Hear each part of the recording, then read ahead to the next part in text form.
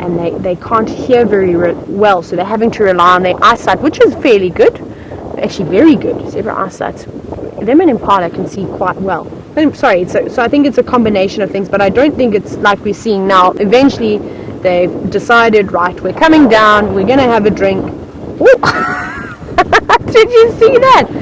The monkey almost got pushed in by the zebra.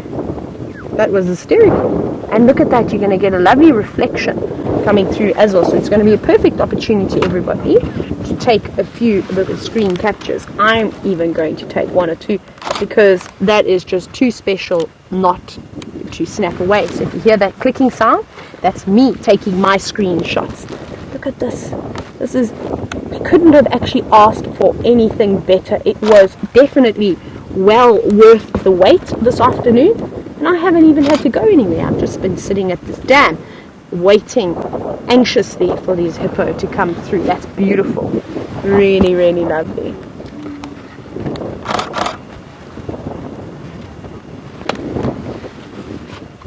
Junebug wants to know if zebra are more like donkeys or if they're more like horses. So Junebug, zebra are actually in the Equus family, so they are very much related to horses. If I could compare them to anything, I would say they are very much like a pony. They are very feisty, so they've got that attitude like a pony, and they're similar in size. If anybody knows horses and their sizes, and they work in hands, a zebra is probably around, I would say, about 15 hands, somewhere around there. So not a small pony, but a decent sized pony. It only becomes a horse when it is bigger than 15.3 hands. So when it gets to 16 hands, it becomes a horse. No, sorry, 14.3, it's a pony. Oh my goodness. So just slightly bigger than a pony, about 15 hands. My brain, I used to ride horses, everybody, but I almost forgot the conversion there. Look at that. They're all coming together. Isn't that such a lovely shot? Beautiful. We've just got one that's not conforming. There we go. Put your head down so you can fit in. Oh my goodness, this could be the most beautiful zebra sighting I've had in a long time. To see so many, and folks, this is not the end of it. There are so many more that are still coming down. So how exciting is that?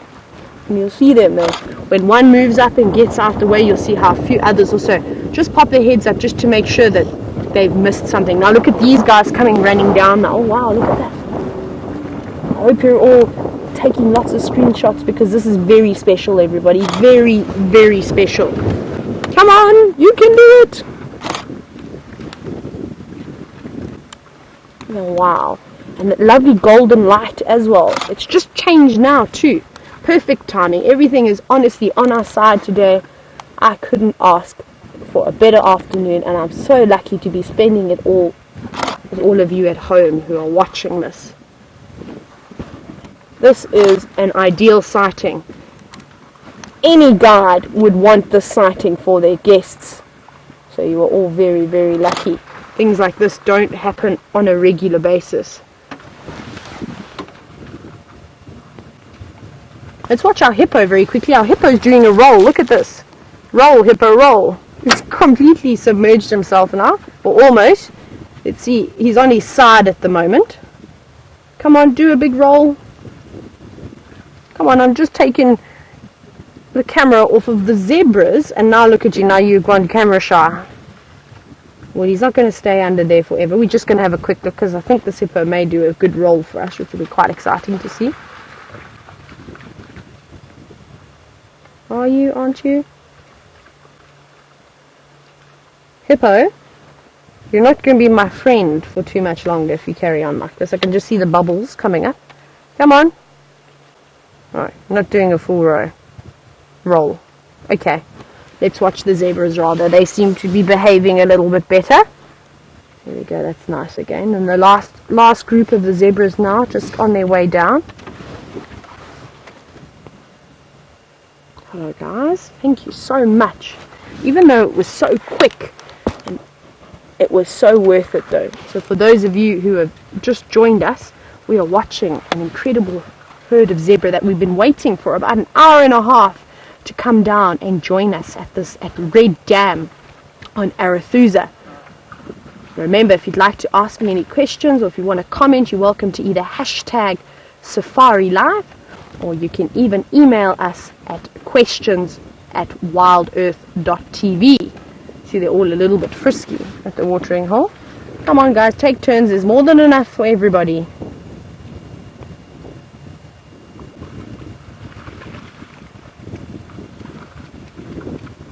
Oh my God. Drinking so nicely. Beautiful reflection, everybody. That is perfect.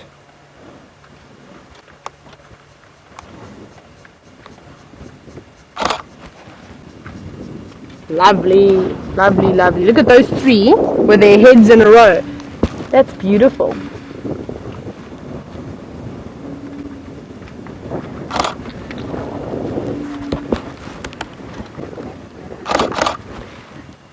Mary wants to know if zebra ever form bachelor herds, and yes they do. Often when the males get kicked out of the herds of the females when they reach normally about almost 3 years old, then they will go off and sort of find a few other boys to hang around in. It's very uncommon to see a zebra on its own. Obviously it's extremely vulnerable, so they will join up in bachelor groups. This is incredible. It was so worth the wait watching these zebra. Look at that, that's incredible. That is perfect. This is what, well actually this sighting is a photographer's dream. I can tell you now, if any of my friends are watching this show, they are all envious that I get to see the most amazing things, and especially something like this, to see all these zebra all together like that. Such a big herd. It's not always very common to see so many zebra together. Well, unless you go to the Masai Mara where James is going to be soon, and then he'll see loads and loads of zebra. But down here in the Sabi Sands we don't see too many. You can see one of the monkeys is back again, braving it out. Hello. Are you also coming for a drink now?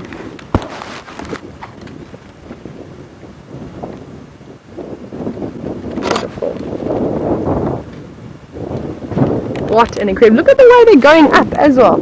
Sorry, I know we're looking at that monkey, but it's just incredible. Look at the power that these zebra have in their hindquarters to zoom on up this, and it's quite a steep bank as well. Look at those two, they're biting each other now. There you go. Go on. Look at that. See all the power in their back legs. I push on up. I can tell you, if I were to try and go through there, I'd make an absolute fool of myself. I'd probably fall back down and roll all the way down and fall in the mud, and then I'd have to try and go back up again. Well, thank you very much, zebra, and I've got something else to show you as well, everyone. I'm going to very quickly just reposition. There's a beautiful group of monkeys, vervet monkeys, just in the tree. I just want to get a good angle for everybody. Look at that. I'm getting it. Have a look. Xander's going to zoom in now, but you can actually see the one that was getting his bum cleaned. See there? Watch that now. There's one laying flat, and just now it had its tail in the air, getting its bum cleaned. Oh, no, embarrassed now, not hanging around, having a good scratch. So Jamie and I have been very lucky to see so many monkeys. We don't often see them, so, and to have these guys so relaxed, that's really nice. Hello. Oh, that must be Mom. You can see that little one going in for a suckle. Yes, that's lovely. Cuddles from Mom. No, not particularly interested. Oh, there we go. Please clean me. I cannot reach those sensitive areas. So check there. Look there. They are meticulous too. Oh, there you go. Got a flea, got a tick, got a something, and nothing gets wasted in the bush. It's a meal for this female vervet monkey. Now they don't have shampoos and things to get rid of all the parasites. Look at that, even going along the tail. And this is very important for the different members of a troop of monkeys, to groom each other. It's really lovely. So it really strengthens that bond, not only between mom and offspring, but also with the other members, with the sisters, with even the monkeys that aren't related to each other. It's very important that they have a close-knit relationship with each other. That's a really good bum shot over there. I may even have to snap one of these, because I don't think I've ever got this end of a monkey before like that. Oh no, of course, now that I've said that, they've changed position. Typical. No, done cleaning, right? That's enough for you. Come on, Mom. Oh, oh. Careful, little one. I don't think you're supposed to do that. That's a bit cheeky. Mom's going, alright, come back here. Ooh, what's that? That's lovely to see the bonding between two vervets. I also think that little one is getting a bit old to try and be suckling. I don't even think it can ride on Mom's stomach anymore. It's way too big. Yes, I'm talking about you. Where's your friends? Go and play with your friends. Okay, see, I'm brave. I don't really need Mom just to occasionally clean me, and when I would like to suckle, look at her. See? I'm going to sit in the fork of a tree. Lovely knobthorn tree as well. You can see all those lovely flowers.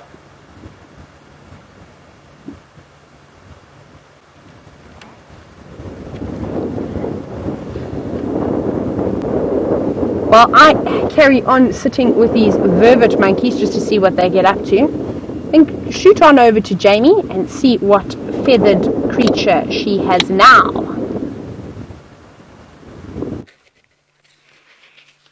Here we go, an incredible woodpecker. Isn't she absolutely lovely? And she is a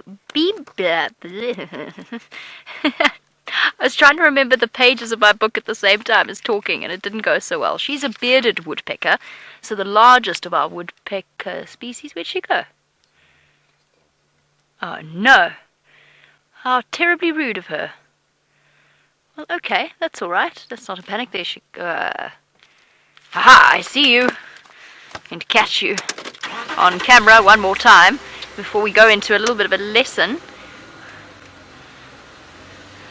Oh no, she's gone, unfortunately. I'm trying to show you her one last time before we go into a lesson of woodpeckers and the different species that we get. I hear that you had quite the macabre experience with James in the tent, where he dissected a hoopoe's, I keep calling him hoopoe, got hoopoe on the brain, a woodpecker's head, and he cut it in half. And whilst that is a bit gross, at the same time, it is incredibly fascinating because they've got such intricate structures around their brains designed for the way that they pick on wood and the cushioning and the fact that their tongue wraps around their brain. How well do you think this is going to go? Am I going to pull this off? Are we going off the road, Dave? Not yet. Almost, Dave. Little bit. I mean, I'm trying to get to the elephants at the same time. Oopsie, woodpecker, bearded, 324. Whoops. Okay, I was trying to be smooth. I think I achieved the opposite effect. I will stop and do a little lesson on woodpeckers. So the ones that we get, and bear with me because I have to fiddle with this book because it's not my usual one. Well, it is now, but my other bird book is so terrible. Wood. If I'm not mistaken, was that the one it was? Is it back now? Okay, wonderful. I don't know why it's doing that. Sorry about that. So, there's quite a few. There's 4 different woodpecker species that you'll see out here.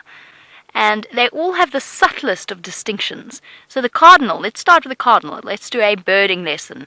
Next time I'm going to quiz you and you're not allowed to look it up. Look at the top of a male cardinal's head. Brown patch on top, red at the back, and then a little beard over here. And then streaked chest. So that's one tick. Female, no red, bit of a brown, olivey brown at the top, and then the black behind, and again, that beard stripe. Not to be confused with our bearded woodpecker. Okay, that's the cardinal. Let's do the next one, which is not on this page, unfortunately. This is the bearded woodpecker. That's what we were looking at earlier. I think it looked large enough to be the bearded woodpecker. She was in the sun. Female, because her head was entirely black, there definitely wasn't any red. And the giveaway is that ninja-like eye strap, or eye stripe, behind her eye. So that's what you want to look for if you're looking for the difference between a bearded and a cardinal. Male, he's got a nice red patch here, and then the eye stripe, and then the beard stripe. Hence the name bearded woodpecker. And then quite dark underbellies, not streaked. The longer we sit here, the more the mopani bees... Oops, sorry, Dave. Wind blew the page. The more the mopani bees are gathering. Right, so that's bearded. Now where's Bennett's? Bennett's. Greenback, little green. Melancholy woodpecker. That's terribly sad. Why is it melancholy, I wonder? Hey, go away. Bennett's woodpecker, there we go. Oof. There's some mopani bees. Oh, how are you doing there, Dave? They're all over you. Sure, they're after moisture. Okay, let's finish this lesson quicker.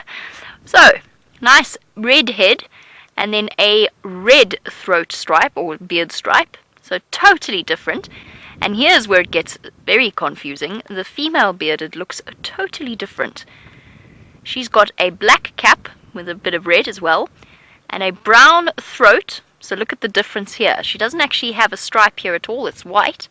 A brown throat and a brown eye stripe. So the female Bennett's is one of those really tricky woodpeckers. I'm doing this lesson so that you identify our next woodpecker without checking your books or your Google. Last one, the golden-tailed woodpecker. Black crown and red behind. Oh man, go away, mopani bees. So don't confuse it with the female Bennett's woodpecker, because this one doesn't have a brown underneath its throat.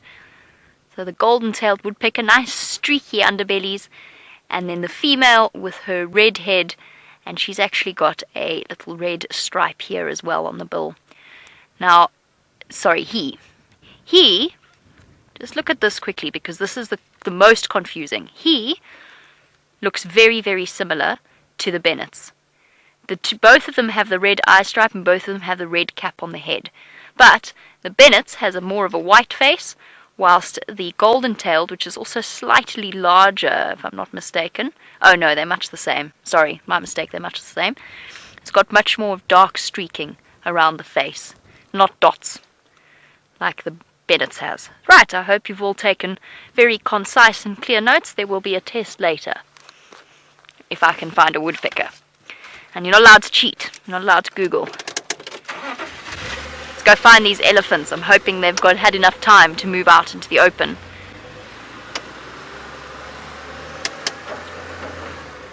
I wish she could have stuck around so we could have actually put that into practice. And sometimes it's the finer details that makes birding so much fun. Go away. Let's go fast. We're going fast, Dave. Hey. Let's get away from them. Stop following me. I'm sure you're wondering what the flies are that are flying around us. They are little stingless bees called mopani bees.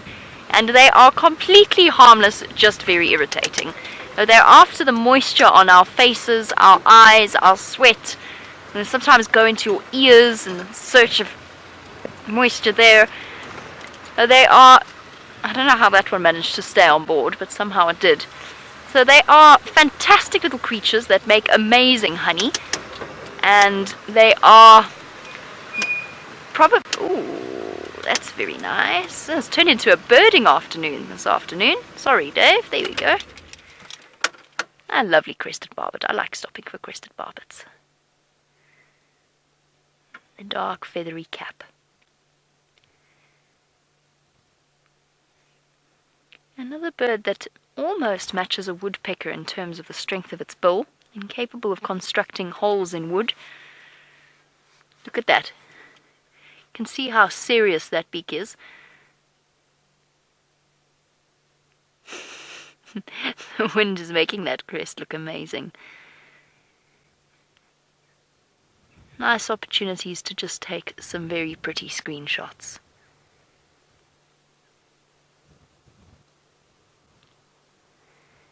Awesome. Okay. He's flown off.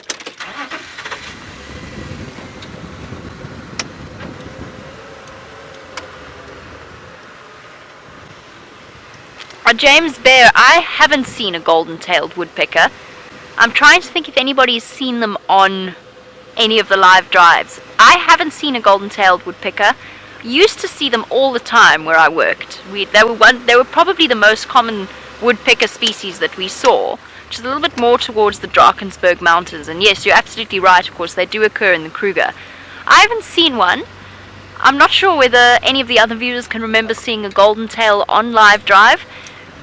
But perhaps that's something we should really aim for, is double check. And it might be that there's just the slightest nuance to the northern Sabi Sands habitat type that doesn't suit them, or perhaps they're outcompeted by the other woodpecker species. It is interesting that they have evolved so many different species that are so incredibly similar to each other. Where are these Ellies? They were coming in this direction. I don't think they've got out of here yet.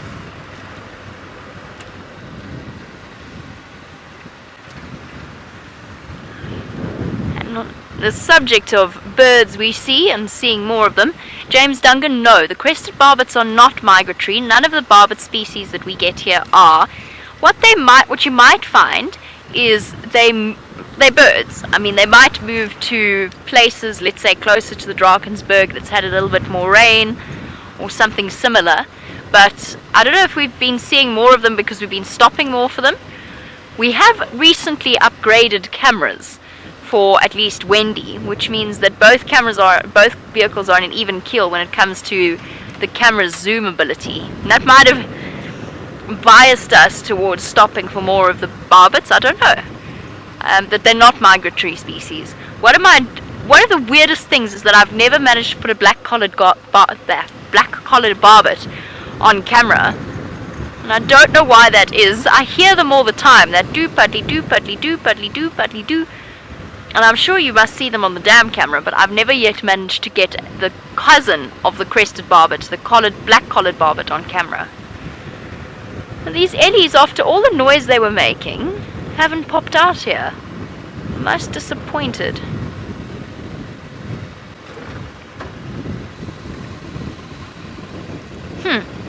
No tracks coming out here. Well, at some point we might even bump into Karula, just in terms of where we're going. We're doing circles within circles here.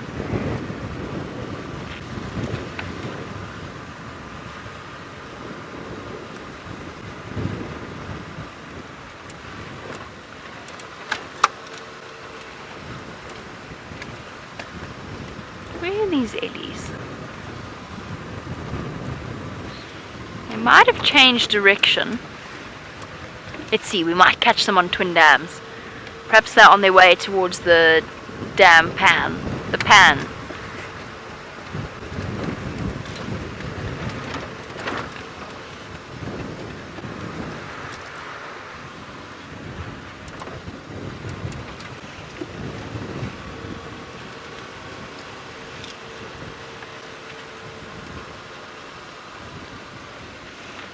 Okay, well there we go. Quite a few people commenting that they have seen a golden-tailed and it is on their bird list. I might even have seen one, but I don't remember seeing one.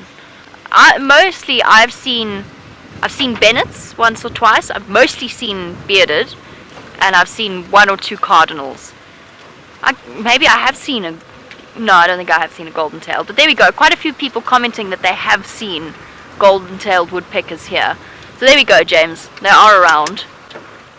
Right down, and I was just hearing beep, beep, beep. Much excitement. No, you can't lose an entire herd of elephants. They must be here somewhere.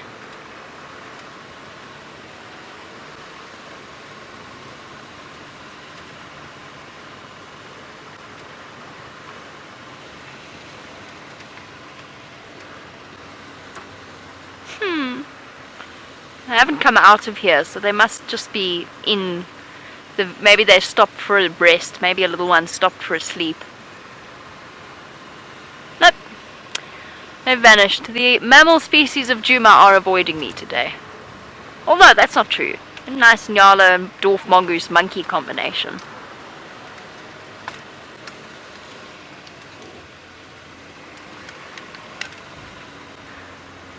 Alrighty, now Carmen would like to know exactly how our radios work. Well, I've been listening to this with half a brain. Karen, basically, we've usually got 3 sets of radios. We probably only listen to 2 of them. One is Final Control, who is feeding through your questions to us in their lovely dulcet tones. In this afternoon's case, it is the beautiful Rebecca, who is reading through your questions. Then we have the very important Game Drive channel. And of course, Rebecca also tells us when to link, when to send you across to the other vehicle, when to come back if there's a crash cut or anything like that. So she controls where the show goes. And then the Game Drive comms, we've got 3 different channels on there as well, and we talk to, it depends on where we are, which one we use, and we talk to the different vehicles. I don't know where to go. I'm tired of driving Ingwe Alley. Okay, let's keep going this way. So we use them to communicate. What we do is, if we find a sighting, then we call it in, and then people basically line up to go and join the sighting. So they will form a queue, only allow 3 vehicles in one sighting at one time, or 2 if there's cubs involved, and we control it with the Game Drive channel. Or, let's say I find really beautifully fresh leopard tracks right here and I want some help, then I'll call in and say, if anybody's in the area, they say, okay, I'll go check that road. Those are where the tracks are heading, and then together you've just got extra ears and eyes. And we also coordinate so that we don't all drive the same road many, many times, although I have to confess, I feel as though I've done this road one too many times this afternoon, but I just feel at some point Karula's going to be on it. It's just a matter of getting my royal appointment at the correct time. I'm sure she's going to pop out here, because she didn't earlier. So that's a rough summary of how the Game Drive channel works. We use Shangaan for the most part, or a funny mixture of Shangaan, Zulu, Fanagalore, English. Fanagalore is a made-up, not a made-up language, it's just a mishmash of all the different languages of South Africa. Karula? Yes, no. I know you're here.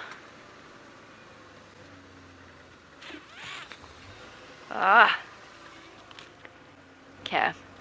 I'm going to spread my search further afield, and while I do, let's head across to Tayla and find out, is she still at Red Dam, or what her plans are.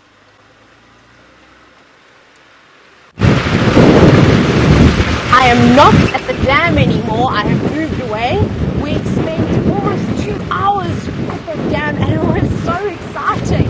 But unfortunately nothing else has come down, so we are moving on. I'd really like to try and find some elephants. I was missing the elephants. I was hoping a bull or 2 or even a lovely breeding herd were going to come down to the to Red Dam, but unfortunately they didn't. So we are coming back onto Djuma now, and we're going to see what else we can find. It's a bit windy still, which is unfortunate. I thought it was going to die down, what I was really hoping. I was actually sitting in such a nice cozy spot down at that dam where I didn't have the wind. Actually now I'm appreciating the wind because I'm cooling down a little bit. The temperature has dropped quite a bit, which is fantastic. Not so hot anymore. Now this is obviously an opportunity that the temperature has lowered, that the predators is going to start to get a bit more active, because it's been crazy hot today. We even all had to go for a swim. And that, no, just if you're thinking, that was not us at the Djuma Pan. Those were actually elephants, not us. We went and swam in a swimming pool. So we're just bumbling along over here. I love bumbles in the bush. Even when you don't see anything, it is so beautiful. What do we have next? We've been so privileged with all the different birds today. You know what? I wish that Brent was here so I could have done another bird challenge with him. I think we could have won this afternoon just by sitting at Red Dam. We saw so many different species come through. So I'll have to re-challenge him and try and take the bird winner title from him at some point. Right. I'm so buzzed on the amazing sightings we've had today. I can't tell you how excited I am. And it really was just absolutely incredible. This drive is just flying by. I feel like we could stay out for another 3 hours. Right, nothing so far. Still looking, haven't even seen any more birds. Maybe my bird luck is over.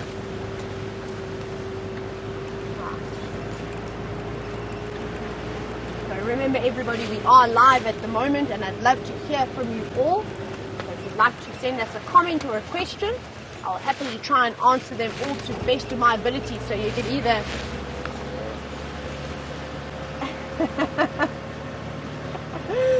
so I need to fix away at my mic. I think it is this. I think my big hair has eaten my mic, unfortunately. How do I fix this? Gotta look for it. I don't know where it is. I'm gonna have to. Woo! Do you have it for me? Oh, thank you. The lovely ladies in FC actually spotted my microphone disappeared to the back of my head. Can you believe it? So now I'm just trying to get it back in here. Right, so I need to read it. Now you can see that we live, because if we weren't, this probably wouldn't be happening. You would never even know that we have little bloopers like this, and I quite like showing things like this, just to show you that even I can have little accidents, and it's quite funny actually. Right, Rebecca, how's that? Can you hear me loud and clear? Ah, fantastic. I'm back in order again. It's either that my ponytail is eating my mic, or I'm unplugging my life support. So, and then I can't hear anybody saying anything.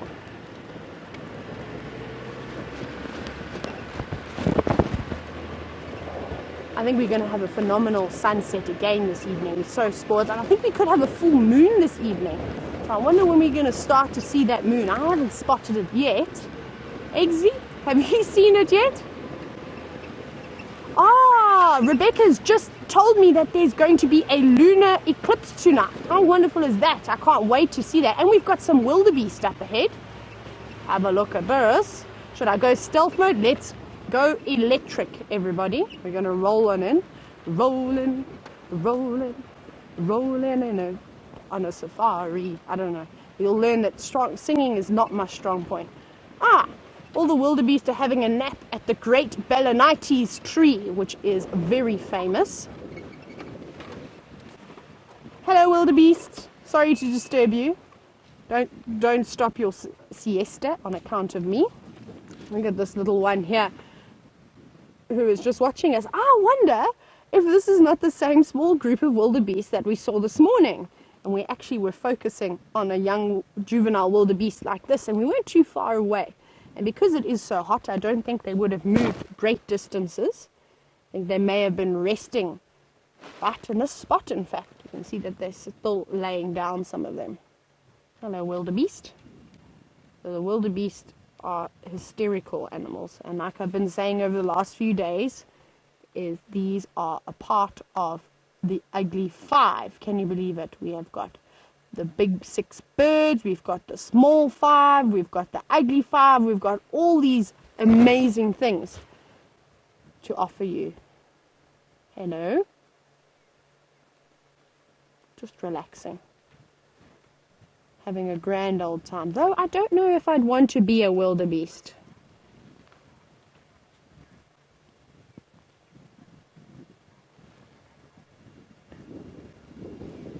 Jenny wants to know if the lunar eclipse that we're going to be having this evening is going to affect the animals in any way. No, I don't think so. I don't think it's going to change anything about the animal's behavior. Look at that one. That one can't decide if it's standing up or sitting down. It was on its knees just now, and then it was back up. So I'm being chased by a fly of some sort. Go away. What are you doing? Munching? What are you eating? Oh, the flies are bothering it too. Here we go. So wildebeest, we have something in common. I'm swatting just as much as you're swatting the flies.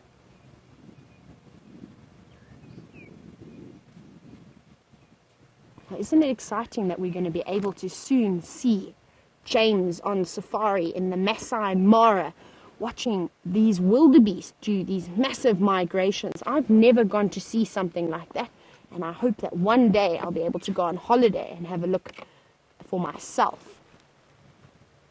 So that's also another amazing event to keep your eyes open for. Oh my goodness, I wish you could feel what I'm feeling right now. All of a sudden, it feels like the temperature has just dropped again, and it is incredible. wonderful wind coming from the back of me, just cooling me down so nicely. Jamie has found my absolute favorite animal in the whole world. I am green with envy. So enjoy the elephants, everybody. I couldn't agree more with Tayla.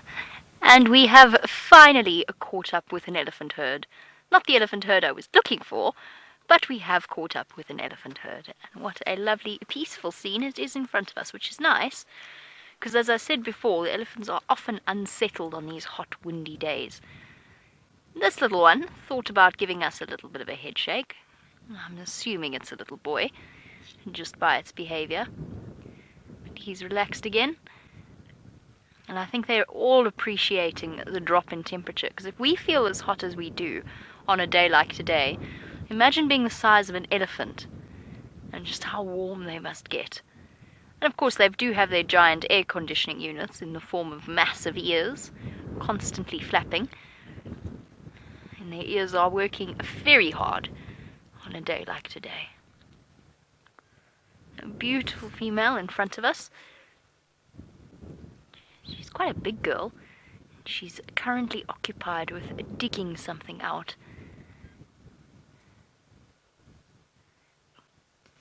Using her foot and trunk, in that case.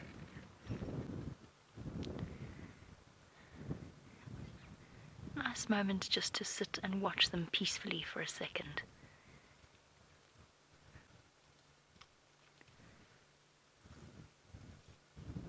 Young male, trudging up to join the rest of the herd. Love watching the interactions between elephants. Look at that. Oh, don't be a bully. The little one was after that piece of bark.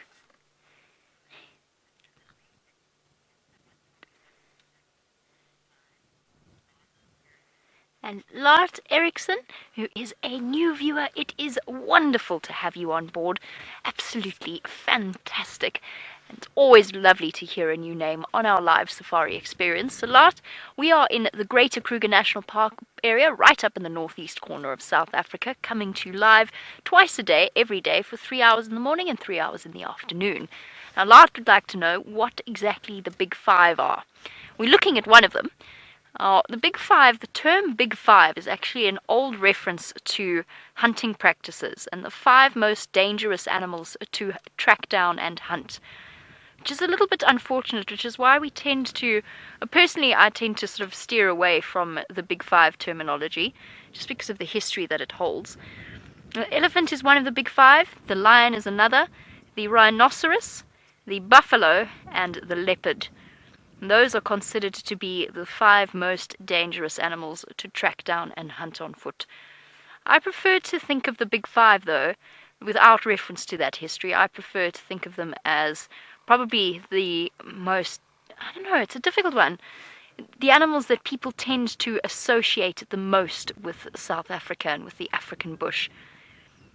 So there we go. Elephant, rhino, hippo, lion, leopard. The hippopotamus is not on that list, even though it's considered to be one of the most dangerous animals in Africa, because a hippopotamus is actually, for the hunters at the time, was a very easy thing to hunt. All they had to do was walk up to a body of water during the day, and the hippo were not going anywhere. So that's why the hippo is not included in the Big Five. But there's so many other wonderful animals out here. Not that our elephants aren't, but the list is such a tiny one. We've also got cheetah, we've got wild dog out here, we've got spotted hyena, always the chance of a brown hyena. That's one of the reasons why I try to steer away from it. But I do hope you're enjoying it, and please do, any of our new viewers, don't be shy to send through any questions you have. It can be the, why is an elephant so big? Or what does an elephant do with its trunk? Although ours is giving us a pretty clear demonstration right now. Although he's finding himself frustrated, and I can't help think that that's a little bit of karma there, buddy. I'm chasing the little one away. Now, the massive elephants, as I said, get very, very hot. And David W., no, elephants don't sweat. Their cooling system is in the form of their massive ears. And yesterday we were fortunate enough to sit and examine the ears of a big male elephant at close proximity. And you can see the network of blood vessels running through an elephant's ear. It's much, much thinner compared to the rest of their skin. And it's filled with a massive capillary network that stretches all the way around it. And that's why elephants flap their ears. It's not because they're angry, although that can be one indication. It's because they're hot. And by moving their ears, they've got airflow over it, over that blood vessel network. It cools the blood in the air, and then that cooler blood is circulated throughout the rest of the elephant's body. With their powerful heart, the blood actually moves very quickly through the ear itself, so that it cools them down as quickly as possible. That is how an elephant cools down. Now, elephants do have hair as well, just by the way. They don't look very hairy, but when you get right up close to an elephant, you can actually see the bristles that cover its body. Since the rest of the herd has moved off, I think we can get a little bit closer to this particular little bull. He's just on the outskirts of the herd. He's doing what teenage male elephants do best, which is hanging out at the back. He is almost at the age where he's going to be leaving the herd. The other way that elephants cool themselves down is they will go and find a nice muddy wallow or water. And just before we went on drive, I sought refuge in Final Control that has air conditioning, since I don't have massive elephant-sized ears to cool me down. Thank goodness, I suppose.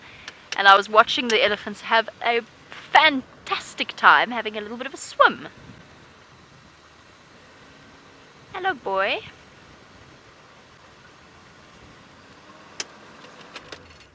Yes, little boy. There we go. Yes, I was watching the elephants splash themselves. One little baby elephant dove head first into the water. It was wonderful to sit and watch. If I could, I think I'd watch the damn camera all day.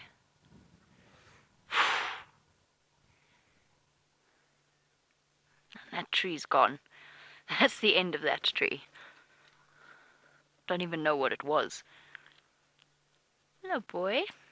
Giving us the sideways glance over his shoulder.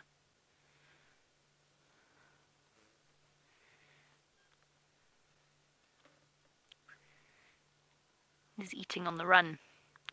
And get these amazing views of the elephants, the incredible texture of an elephant. There's wrinkles, their eyelashes, their lips. And there, if you look really closely, you'll see the bristly hairs on the bottom of their lips.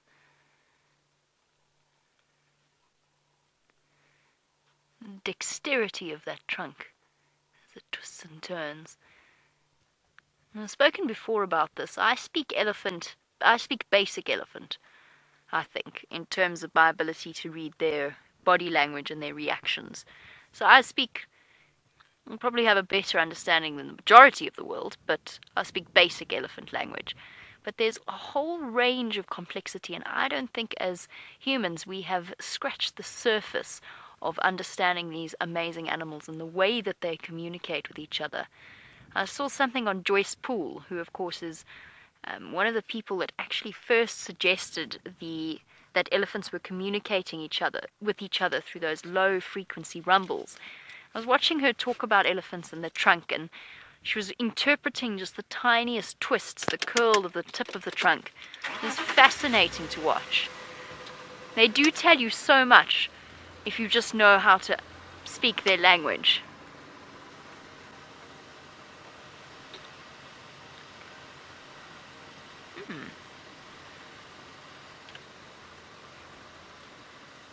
Hello, guys. Can I sneak up on you?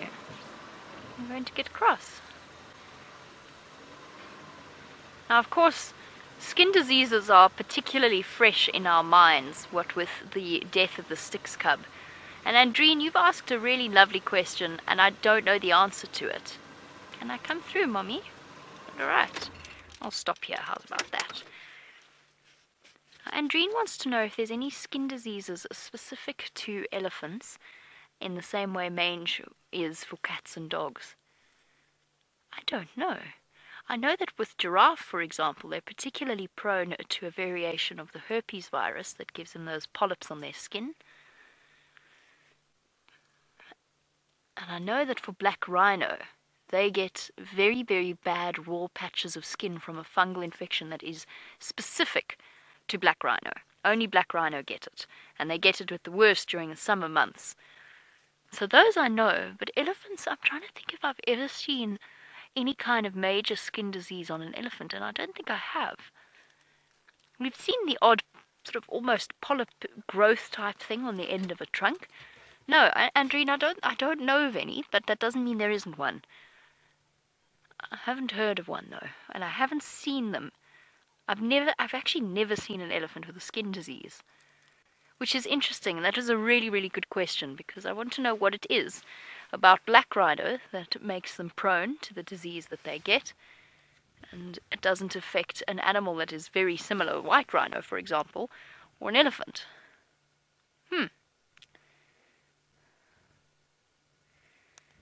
I'm just trying desperately to remember the name of that rhino skin disease.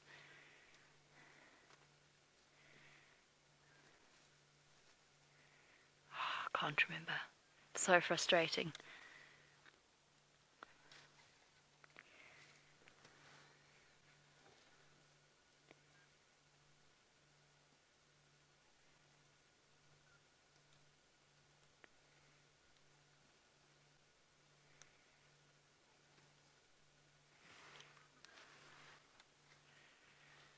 Isn't this a lovely scene?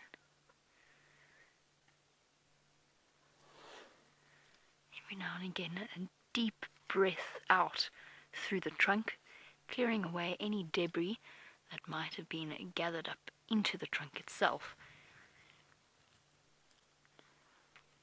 And when you think about all the things that an elephant does with its trunk, from lifting up mud to grabbing branches like this full of thorns, it's actually amazing that they don't have more trouble. I suppose they would. It's evolved to be suited to use as these to do these things. But it is fascinating.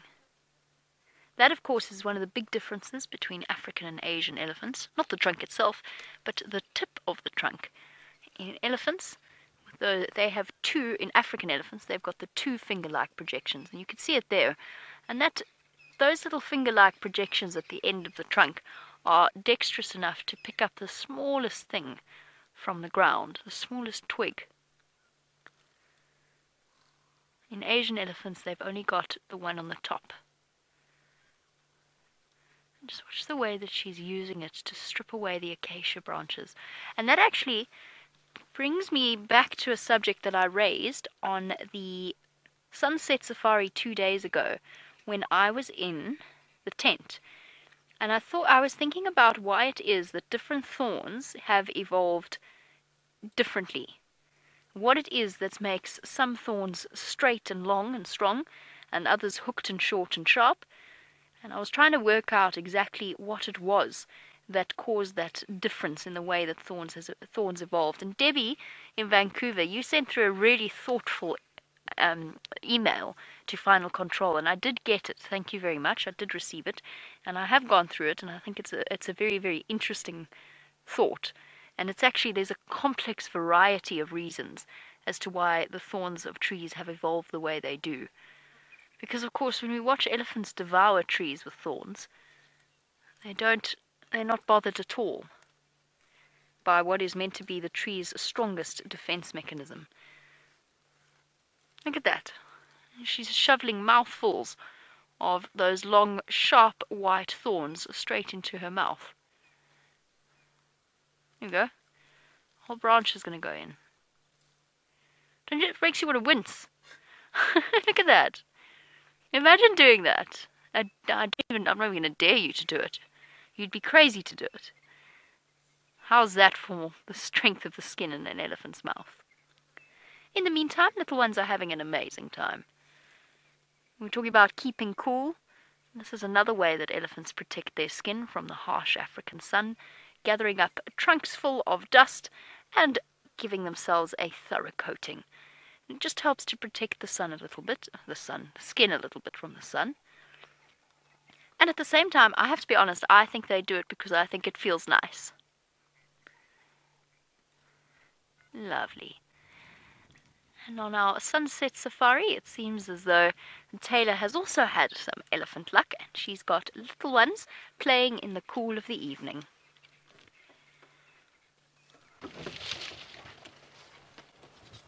I have just found the most tiniest little baby elephant ever. Look at this little one over here. This one can't be more than about 2 or 3 months old. It is so small. And Mom is just keeping a close eye. Mom is actually, have a look at Mom quickly.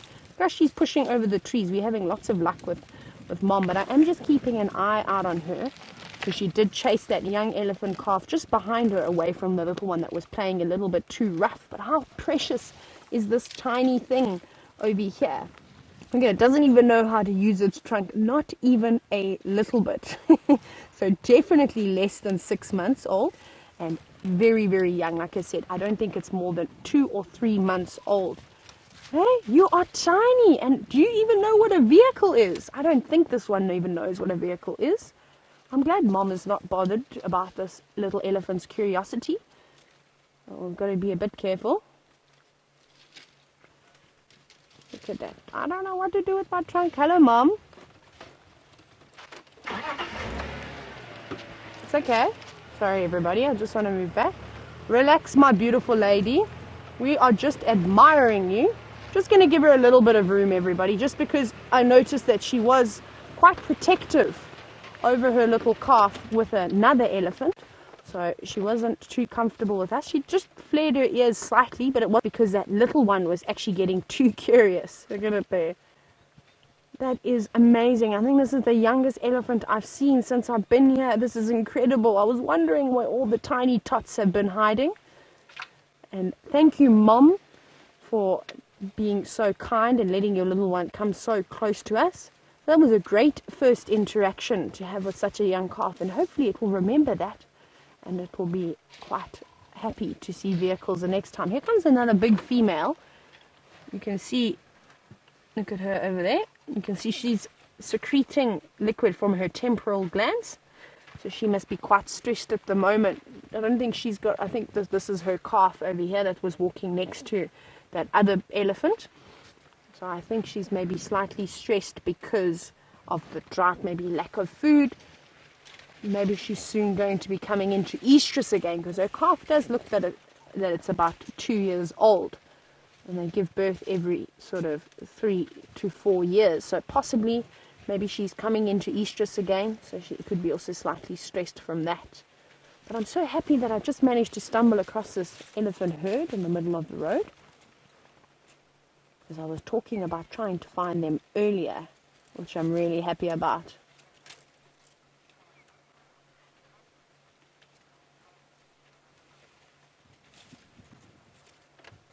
Ten wants to know, and it's a very good question, this 10, how are we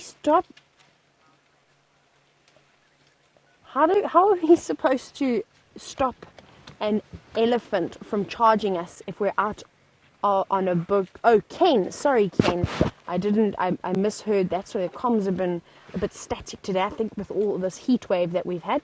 So Ken wants to know how do we prevent, and what are the precautions that we take if an elephant were to charge us while we're out on a bushwalk. Now, Ken, firstly, we'd want to avoid breeding herds of elephants. This is something you don't want to come across. You saw Mom with that tiny little calf and how she acted towards us with a vehicle. Now, imagine if that was on foot, she wouldn't have been so tolerant of us. So when you do encounter a breeding herd of elephants on foot, you actually want to try and move away as quick as possible. Put some distance between yourselves, and if it's an elephant bull, let's use an elephant bull, because that's usually what we see when we're walking. Elephant bulls are really nice. They're quite relaxed. Obviously, we can't get as close to them as we do in the vehicles. Now, if an elephant were to charge you, the first thing that you've got to do is you've got to stand your ground. Don't run. Don't do anything silly like that. Plant your feet firmly on the ground and look at the animal. Right, if the elephant then stops, great, fantastic. The best thing to do is actually mimic an animal's behavior. Now, if this elephant is not happy and still shouting and screaming and trumpeting and charging you constantly, then you're going to have to start acting aggressively back. You're going to have to start clapping your hands, shouting, hey, hey, and make your voice sound as deep as it possibly can. And that will often deter an elephant, and then they'll normally move off. It may take you 10 or 15 minutes, but eventually you'll get to a point where the elephant will actually back away. Most of the time, if you have encounters with the animals, it's usually just a threat. It's nothing normally too serious. But like I said, with a walk, we don't want to view the big animals. I'm going to just pull off the road very quickly. We've got another vehicle that would like to pass us, so we're just going to take our eyes off the elephants very quickly for a second. I'm going to continue telling you what you should do.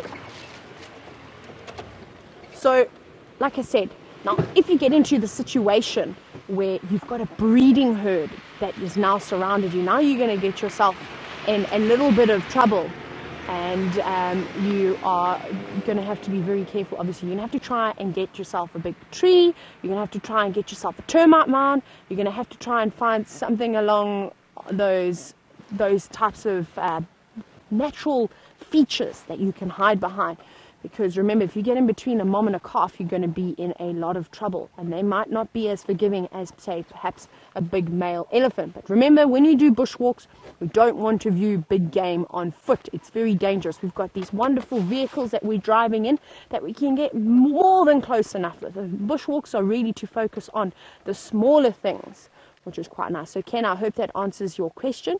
We've all been charged, most of us guides, by a few elephants, but 99 times out of 100 it's just a threat, and they'll actually move off and we'll part ways and leave each other alone. But yeah, I hopefully don't get charged too often. It's not fun. We're going to carry on now. These elephants have crossed out of our traverse, unfortunately, and I'm going to check very quickly while we've got a very little bit of light to see what happened with those lions that I was tracking this morning. Now, I had their tracks. They were sort of going east and west along Hippo Pools Road, quite close to Cheetah Cut Line. And that's also the end of our traverse if they go any further east. And I have a suspicion that they possibly did cross out of our property. Whether they went north or whether they went east, I'm uncertain, because a troop of baboons had actually come through the area and gone over the lion tracks. So I only saw 2 sets of female lion tracks and some of the cubs. I didn't see all of the cubs' tracks.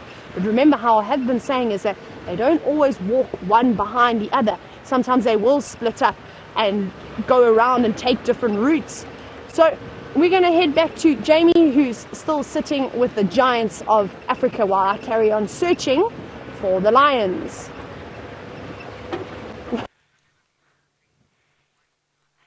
Tayla is off in search of the lions, and as she said that, as she was sending you across to me, Aubrey's just called in that they are on Buffalo's Hook. The Nkuhumas have managed to catch another buffalo. Sorry, buffalo means buffalo in Afrikaans. They've managed to catch another buffalo, which is great. It's wonderful to hear that they have been so successful to the north of our traverse area. So there you go, just an update on our Nkuhumas. In the meantime, we are still with our massive animals. I was actually leaving our elephants to go off in search of other things, and I came around the corner only to find an elephant roadblock. And I'm not going to argue. I'm more than happy to spend as much time as possible with these animals. They're always fascinating to watch. You could sit with elephants for hours and never ever be bored. Little male there, catching up with one of the females. Just because it's slightly thicker in this area, I'm giving them plenty of space, seeing how they're reacting to us. Did have a female the other day behave quite unexpectedly. She charged us from a long way away, and we weren't really doing anything. Our engine was off. We'd been sitting there for ages, and she just came running out of the blue, straight towards us. And I have no idea what provoked her or why she did that, but I'm just wondering if she's not part of this herd. It seems to be all fine. I think we can reposition.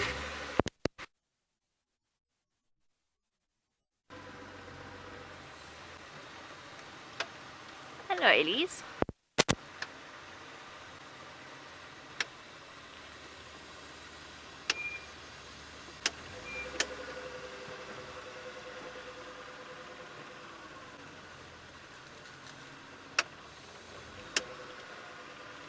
stop here for the moment. Watch a female and her calf.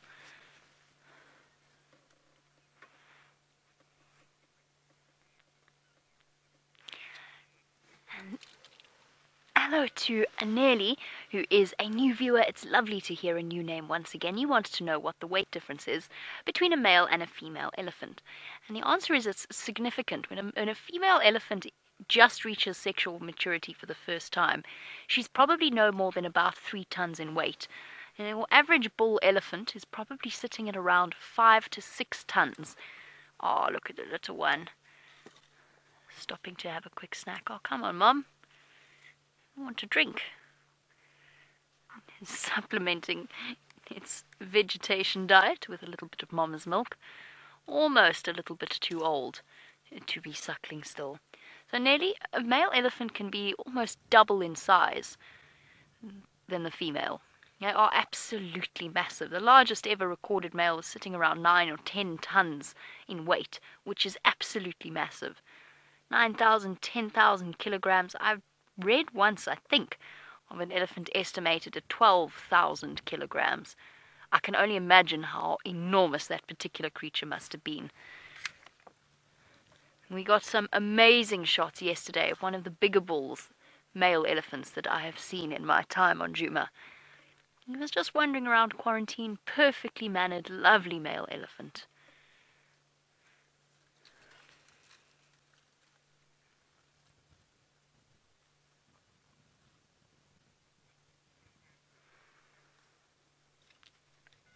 On this peaceful sunset safari, the sun is slowly starting to descend, and I think that Tayla has got a beautiful view for you.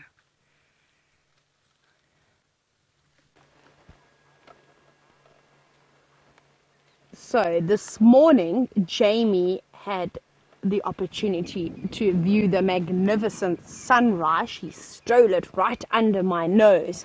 So this afternoon, I thought I would show you a wonderful sunset again. And isn't that spectacular? Amazing. It was like a little cloud that was just forming just in the middle of that sun. I don't even know what's going on. I can't see. It's very hazy off into the distance. I don't know if it's a cloud, but look how it's just cut it completely in half. How crazy is that? Really beautiful.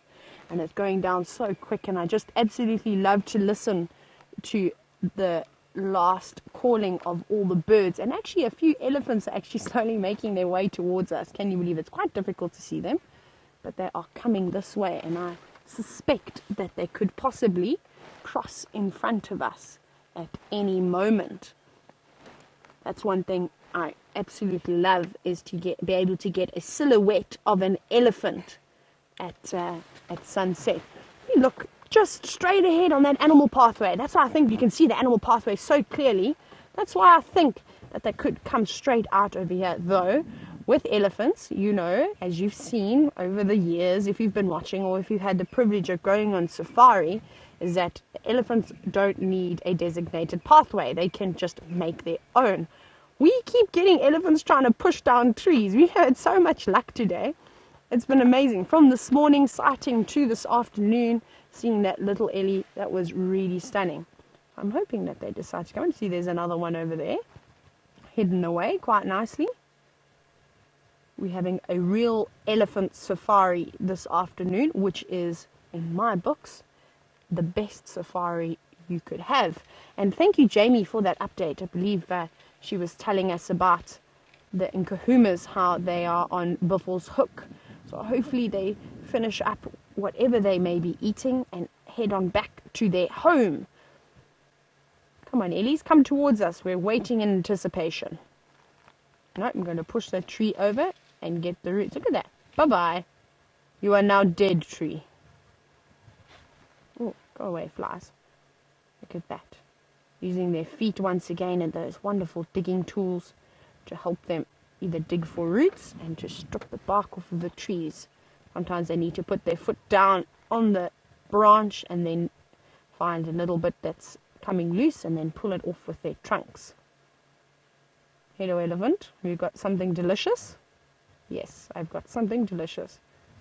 Where are you going? You're about to do a handstand. Oh, it's got a root. Or is it a piece of bark? No, it's a piece of bark. Sorry, everybody. Our view is quite obstructed with all the trees in the distance. I'm going to quickly reposition.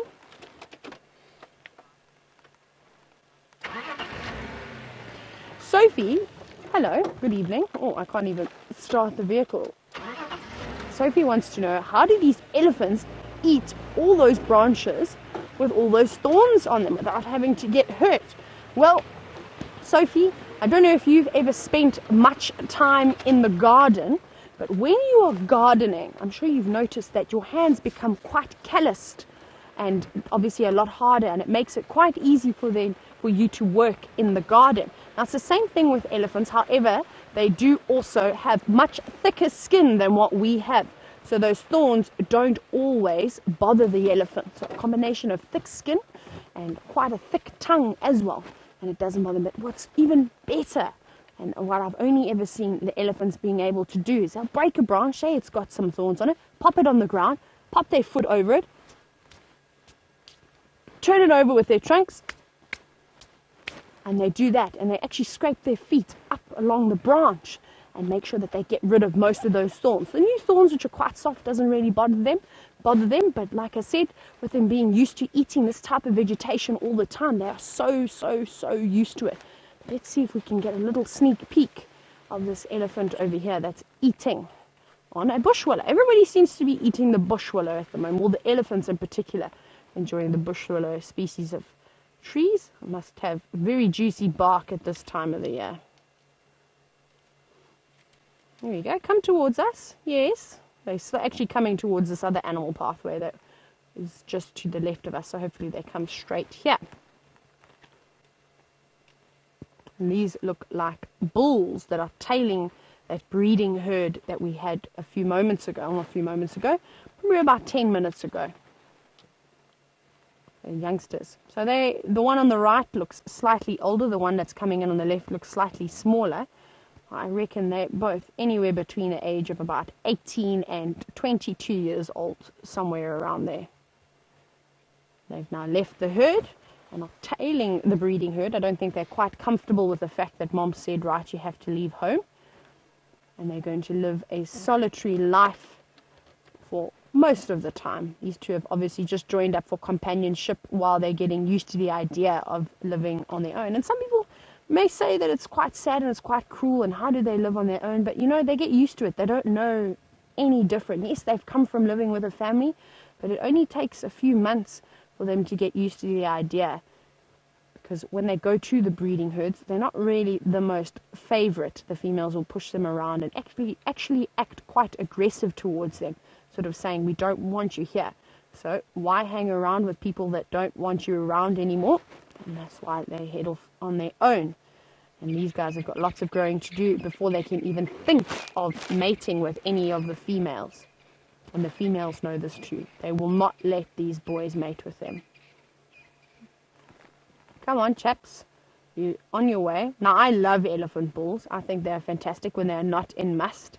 I know Jamie had the most unbelievable sighting with that great elephant bull. And I have to say, whoever did that fantastic Photoshop of Jamie and the elephant, oh my goodness, I've never ever seen anything like that. That was incredible. Very, very talented people who are watching the show. So well done on that. You can see the other one sticking his trunk up the other one's mouth. They're greeting each other, saying, hello, yes, I'm still here. Oh, they actually look to be of even size. Let's see when they come towards us. I think they're going to come straight here. Yes. Keep following that animal pathway. And now you can also see that they're flapping their ears at their walk. This is not an aggressive sign at all. It's just because it is so hot today, and also with all the flies flying around and biting them, it's a combination of cooling their bloodstream down and also trying to get rid of the insects. I was right. They're coming right down on this animal pathway. Come on, chaps. Always stopping, having a little sniff, seeing if there's something else that they could possibly eat along the way.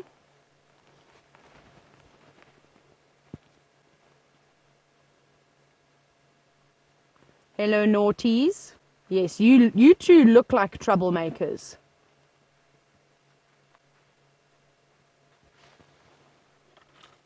What are you going to do? You're going to push that tree over? You're going to have a rub? Somebody's been rubbing up against there. Hello? Just having a look at us. Other one's not having any of it, and he's going the long way around. Obviously, this is the brave one. What are you going to have a rub? Have a scratch. That's a good tree to have a little scratch on. No. Hello, boy. He's walking right in front of the vehicle. Definitely tailing that breeding herd.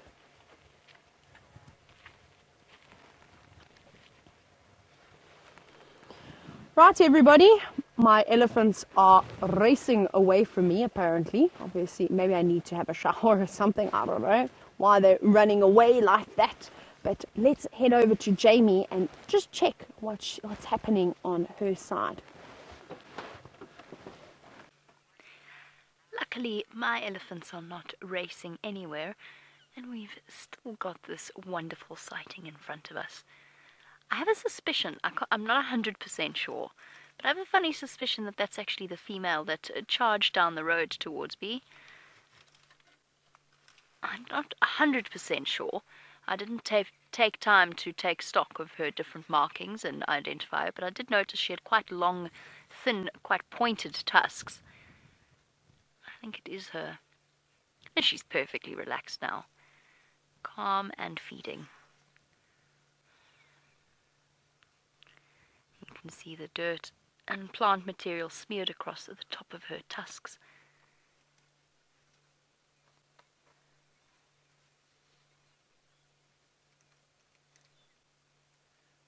This is beautiful. Look at that lower lip. Our lovely bearded lady.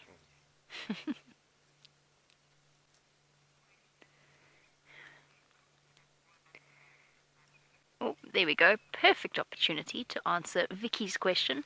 Vicky, with pleasure, I will tell you more about the glands on the side of an elephant's head. So between the eye and the ear, for our new viewers, you see where it looks as though there's liquid been running down her face. In there is a gland called a temporal gland, and it is responsible. It's kind of like the scent glands that are on, let's say, for example, antelope or the cats, whenever they go up and they rub their cheeks on each other. But the difference is it's evolved to the point with elephants that it forms a very, very important part of their social communication with each other. And it secretes a liquidy, mucousy substance that contains pheromones that give signals. So it's basically like a scent marking gland that gives signals to the other elephants, and they're very, very highly attuned to that particular gland and the smell of it. Now, what you usually find is whenever an elephant is in a state of heightened emotion, and we usually associate it with distress, the fear or anger, we often see it with the wild dogs, then that gland immediately starts to secrete, and the face can be wet. That liquid can be trailing down the face in the matter of minutes, from when the elephant's gone from calm to distressed in some way. But you do also see them secrete quite heavily when they are with little calves playing with each other. It's not necessarily just to do with anger or fear. In males, that forms an even more important function when they are in must. The must is the part at the time of an elephant's life, and they go through it regularly, where their testosterone levels skyrocket. They get a little bit angry. Well, not angry. Angry is the wrong word. They get a little bit more forceful, their behavior, a little bit more determined and stubborn, and also slightly more inclined to follow a female to seek out a mate. Let's put it that way.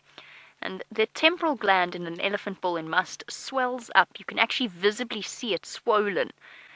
And they dribble that liquid constantly. It's basically announcing their suitability as a mate. They're essentially their sexual supremacy to all of the females. And evidence seems to show that females prefer to mate with males in must. And that dribbles constantly. And they also dribble urine, of course, as well. It's fascinating. I'd love to have the opportunity. I've dealt with anesthetized elephants before, but never in a situation where I've been able to closely examine that gland and really have a proper look at the way that it works, or just how it looks on the outside. Luckily, we've got the incredible camera, which allows us some amazing close-up views every now and again. The last few elephant dartings that I've been on, whether it's to transport an elephant that had broken out of a reserve, a couple of different scenarios, have almost always been spent rushing around trying to get water to cool the animal down, because they overheat very, very rapidly when they are sedated. That's been largely my experience of elephant darting and anesthetizing them. It's obviously not something that you subject the animal to unless you absolutely have to. It did give me an amazing opportunity, though, to examine the bottom of its feet.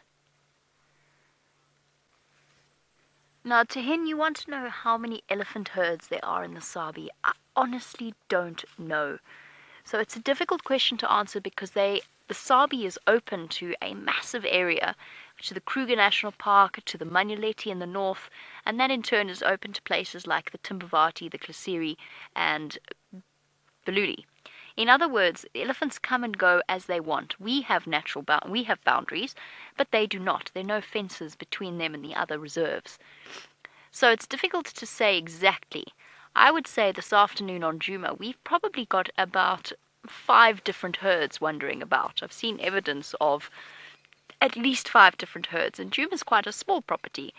So if Djuma is 1,200 hectares, the Sabi Sands is closer to 65,000.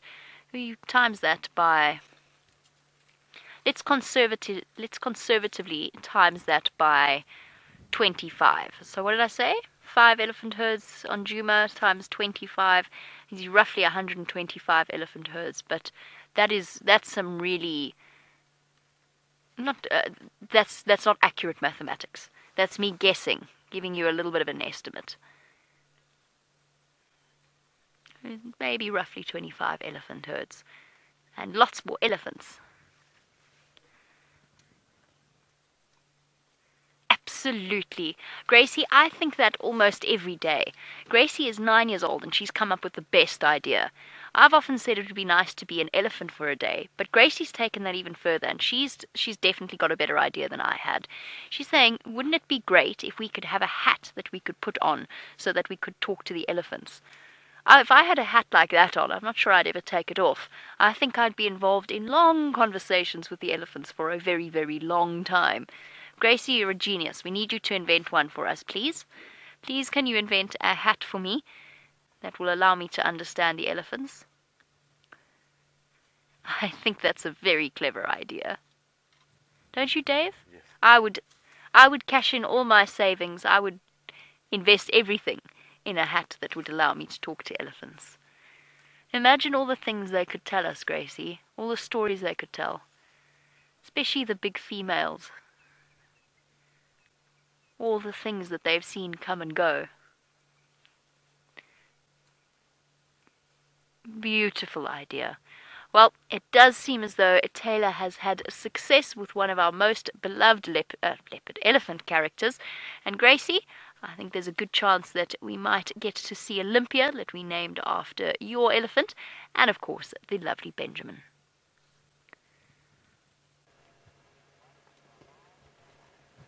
I have found little Benjamin over here. Look at him. Look at all those wrinkles on his head. How fantastic is this? Jamie hasn't stopped raving about this little one since I arrived, and I've been absolutely itching to get to see this little elephant calf. And I can see now what they mean about all the wrinkles on his head. Isn't he adorable? What has he got there? Can we go in a little bit closer? Yeah. He looks like he's got a bit of a knobthorn branch. It's a small piece of branch that's stuck on top of his ear over there, but I don't think it's bothering this little guy too much. Remember, their skin is quite thick, so I think it's actually just stuck on the tufts of hair, and I'm pretty sure if he rubs up or goes through a little shrub, it will come off, so don't worry too much about that. That's what happens when you're walking through all this thick vegetation all the time. And see, this little one hasn't even got any idea how to use his trunk yet. He's going, I've seen Mom do something like this with my foot. What am I supposed to do now? Oh, there we go. That's very clever. Now you have to pull the leaves off. Can you pull some leaves off? Well done. I take that back. He has got quite good use of his trunk. He is adorable, this little chap over here. It's a pity that it's got so dark now because I can't take any photos, so I'd really appreciate if some of you could take a screenshot for me and hashtag Safari Live so I can have a look at it after we end the show a little bit later. Isn't he a precious one? I think I need to fill my notebook with pictures of all the regular characters that we see all the time. I think that's a good idea. And then that way I can remember everybody. I think the most challenging thing for me is to learn all the different leopards without having to see them. You know, are you going to go back to Mom, or are you still going to eat on that acacia? So Donna wants to know, how do baby elephants nurse? Do they use their trunk, or what part of their body do they use? Now, looking at an elephant, seeing as that they do everything with their trunk, naturally one would think that they would grasp on with the little trunk and suckle that way. But Donna, they don't. They actually use their mouths. So they curl their trunk back towards their forehead, and they will use their mouths to suckle. Maybe we even get this, you see this little one suckling. It's going just about going underneath Mom's legs. And here all the Franklins calling one last time. Good night, good night, good night. I don't really know what it's saying, but it sounds like it's saying something along those lines. Oh, I've got a log. What am I going to do with that? Can I strip the bark off of that? No, I don't think you can, unless Mom has perhaps broken it and given you a little bit of a helping hand. Oh yes, I see there's a few little strips of bark there to the left. You might be able to.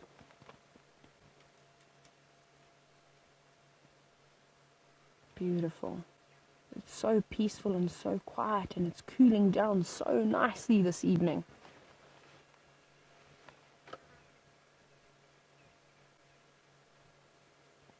I can't help but just close my eyes and just sit and listen to what the bush has to offer. I really, really hope that some of you that are watching this show one day get an opportunity to come down and visit us and just experience all these things that we're always telling you about for yourself. Hello? Yes. You are a very clever elephant. You know exactly what to do with your trunk.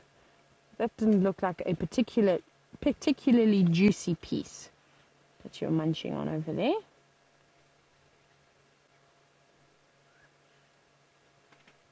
Also, you can see those flies again.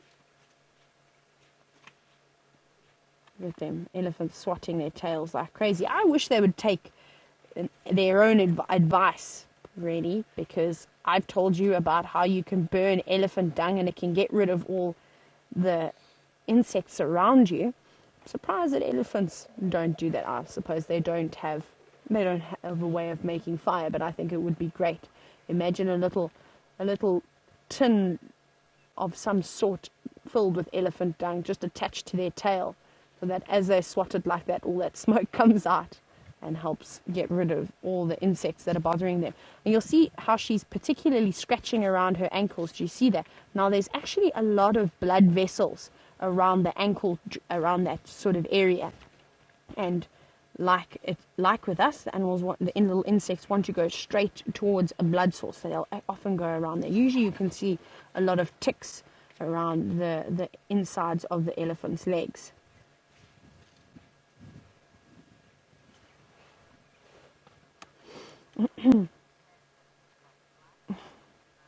And Nerly wants to know if it's true if elephants are scared of small things like mice. I don't think it's true, Nerly. I'm not sure where that came from. You know, I reckon if an elephant is standing like this and something like even a small Franklin came rushing through at quite a speed, making quite a bit of noise along the ground, possibly then yes, that'd be enough to startle an elephant. But I think if an elephant realized what it was, it's not going to be particularly bothered by it. However, buffalo, on the other hand, they are scared of everything and anything. The one day I was sitting on a massive open plain, I was watching 300 buffalo Now you'd think if you've got 300 of you standing in a wide open area, you'd feel quite safe. And it was sort of actually around this time of the evening too, just getting dark, just sort of that dusky period. And a common daker, which is the second smallest antelope that we see, what happened was it sort of moved out of the thicket at quite a pace. Well, did it not set those buffalo into a stampede because of a very small antelope? So I think buffalo tend to get startled much easier than what elephants do. Are you suckling? What are you doing? Let's see if I can just roll back. I want to see if this little one is suckling.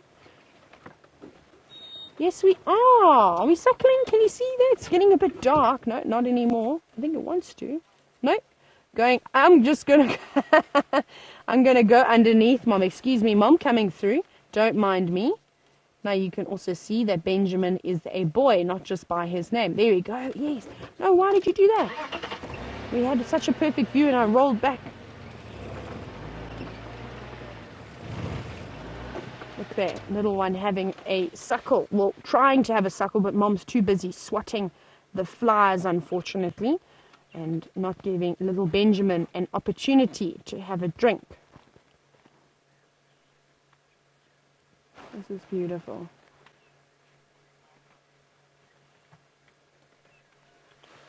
So everybody, I don't want to roll back now.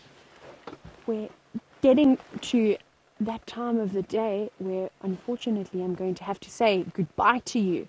And it's been so much fun this afternoon. We had a wonderful sunset. We had many elephants. And I just want to say a goodbye on Jamie and David's behalf. Unfortunately, they couldn't be with us to say goodbye. But cheers from me. And I know Xander wants to say goodbye too. And we will see you bright and early tomorrow morning. Have a lovely evening.